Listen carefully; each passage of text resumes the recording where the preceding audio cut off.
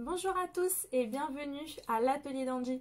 Angie, c'est moi-même, la créatrice de la marque de lingerie Angela Ruiz Paris, et aujourd'hui je fais ce premier tuto pour vous apprendre à coudre un élastique picot. Pour réaliser cet exercice, nous aurons donc besoin d'un morceau de tissu et d'un élastique picot. Ici, nous allons coudre l'élastique tout autour de notre petit tanga. Nous avons déjà réalisé cet exercice sur les côtés. Et pour obtenir ce résultat, nous allons donc procéder en deux étapes. Petite parenthèse importante pour cet exercice, les élastiques picots ont également un endroit et un envers. Donc là, je vous montre avec d'autres élastiques plus évidents pour vraiment bien vous montrer. Donc dans l'exemple de celui-ci, donc c'est un élastique avec des petits froufrous, des volants. Donc il y en a deux et le volant le plus court donc est face à nous. Donc on a bien ici l'endroit et donc là ce serait l'envers. Donc ici on a l'endroit de notre tissu. Donc pour la phase 1, on mettrait l'endroit de notre élastique contre l'endroit de notre tissu. Donc endroit contre endroit. On viendrait faire notre premier zigzag.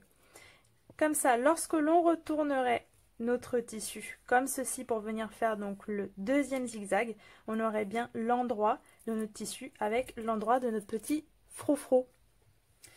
Je vous montre un deuxième élastique pour vraiment que vous ayez plusieurs exemples.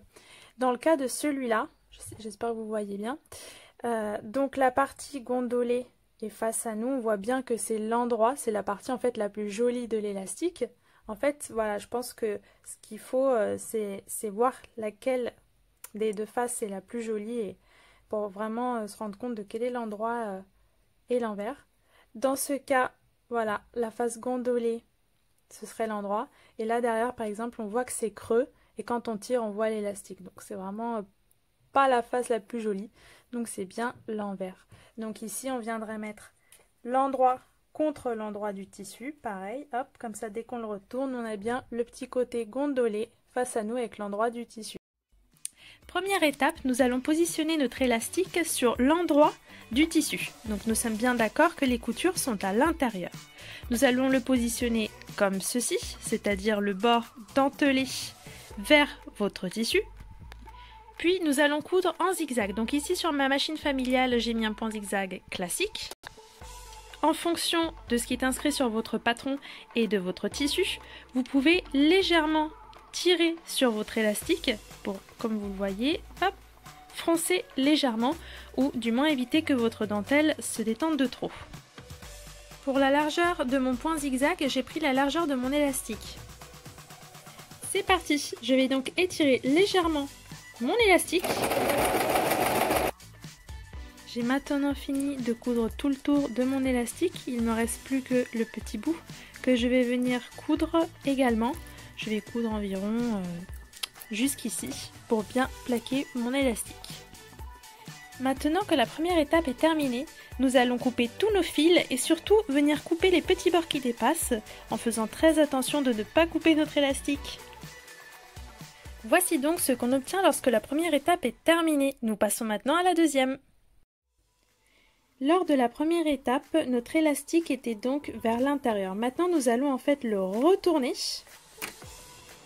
Hop, comme ceci. Et coudre sur le tissu.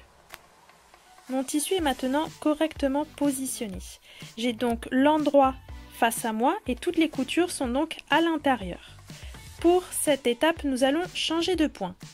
Alors, vous pouvez bien sûr continuer avec le point zigzag ou, comme moi, j'avoue que j'ai ma petite préférence, c'est le numéro 6, le zigzag piqué.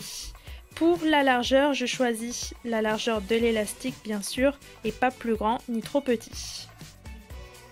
Une fois tous les fils coupés, la phase 2 est terminée. Nous avons donc fini la pose de l'élastique picot. Voilà, c'est terminé pour aujourd'hui. J'espère que cette vidéo vous aura plu et qu'elle vous aura aidé. Si vous avez des idées pour des prochains tutos, n'hésitez pas à me l'écrire en commentaire juste en dessous et à vous abonner à ma chaîne pour plus de vidéos. À bientôt!